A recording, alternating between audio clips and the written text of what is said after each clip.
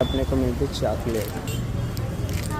तर का म्हणता मित्रमैत्रिणी, पहिले सकाळीच लावलो गाडीला चाबी आणि निघलो घराच्या बाहेर, कारण मला सोडून द्यायचं होता पहिला आत्याला बस स्टॉपवर. आता आत्याला बस स्टॉपवर सोडून दिलंच होतं, तर मला तशी बी भूक लागली होती सकाळीच. तर मग मी गेलो वैब्याकडे आणि वैब्याला पकडलो. मग तिथून गेलो आम्ही पहिले नाश्ता करायसाठी. आता नाश्त्यामध्ये आपल्याला पोहाच भेटला. आता नाश्ता करून झालाच होता, तर मग सागर भाऊ थोडासा खाली पेलीत दिसत होता. तर मी म्हणलो चल म्हणलं याच्याकडे थोडंसं जाऊन येऊ म्हणलो, कारण केस थोडेसे सेट करायचे होते. त्या दिवशीच कटिंग करून गेलो होतो याच्या इथून. तुम्हाला बी आवाजामध्ये फरक दिसतच असेल, कारण माझा गळा बसूनच आहे, तब्येतच खराब आहे, तर वातावरण बहुत बेकार आहे इकडचा. घरी आलो आणि आंगड वांगड केलो आणि मला जायचं होता पहिले बस स्टॉपवर, कारण डोरेमनना फोन केला होता का दादा म्हणे बस स्टॉपवर ये म्हणे, येऊ नाव म्हणे मी. मग तिला गेलो बस स्टॉपवर घ्यायसाठी. आता आम्हाला घरीच जायचं होतं, तर मग म्हणत होते का पेढे घ्यायचे दादा म्हणे, तर मग चल म्हणलं. आता इले पेढे घ्यायसाठी बिसेंच्या इथे घेऊन गेलो. पेढे घेऊन झाले, आता आम्हाला जायचं होतं घरी. आता घरी येऊन चुपचाप बसून होती, तर मी म्हणलो एक काम करू म्हणलं, तोपर्यंत झाडू मारून घे. मग राखी बांधली मला, आणि राखी बांधल्यावर ओवाडा लागते, तर हे ओवाडणं कमी नाही, इथं हसण्यात जास्त होतं. काय म्हणता काकू मजेत ना? हा, तर मग आम्ही आलो आता डायरेक्ट दुकानमध्ये. आता दुकानात आलो, आपल्याला काही ना काही घ्यायचंच होतं याच्यासाठी, तर म्हणलं एक काम कर म्हणलं, एक तर टी शर्ट घेऊन घेऊ.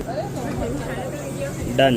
त्या भावना आता चॉकलेट देऊन दिलं, तर इले ते उपरच होते पन्नीमध्ये टाकत आहे पाय ना. आता इले सोडून द्यायचा होता गावले सोडून तर देणार होतं, पण एवढा गाडीवर डोका खात होती ना बहुत. मग इले घरी सोडून दिलो आणि तेवढ्यातच काकू बाहेर आली. एवढा लेट आला का म्हणे, तेव्हा काकू म्हणलं हो म्हणलं, बहुत डोका खात होती ना म्हणलं त्याच्यामुळे. तर चला मग भेटू पुढच्या ब्लॉगमध्ये.